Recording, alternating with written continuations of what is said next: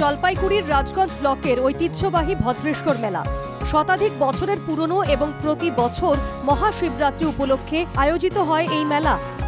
দূর দূরান্ত থেকে মানুষ আসেন এখানে। বছর কয়েক ধরে মেলায় অশ্লীল নাচ ও জুয়ার আসর বসানোর অভিযোগ উঠছে। এবারও দেখা গেল সেই আয়োজন। নাচ দেখতে রীতিমতো টিকিট কেটে মেলায় ভিড় করছেন এলাকার যুবকরা।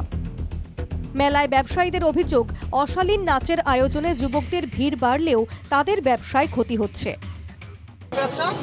ব্যবসা নাই, একদম দেখতেই পাচ্ছেন ফাঁকা দোকান, কাস্টমার নেই। জলপাইগুড়ি ব্যবসা কেমন এবার? মোটামুটি ভালো না, বেশি কোনটা ভালো না? না। প্রতিবারই আসেন কি? হ্যাঁ এবার খারাপ? হ্যাঁ, কি ধরনের ব্যবসা খারাপ? আমি কি করে বলবো? পাবলিক যদি কেনাকাটা না করে তাহলে আর কি করে বলবো?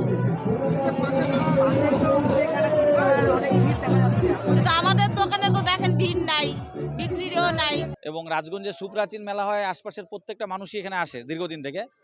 এবং সমস্যা হচ্ছে প্রচণ্ড যানজট হয়ে যায় এবং মেলার জায়গাটাও একটু কমে গেছে। মেলায় এমন কার্যকলাপ ঠিক নয় বলেই জানালেন মেলা কমিটির সম্পাদক। লটারি সবই চলছে, লটারি সব চলে, সব চলছে।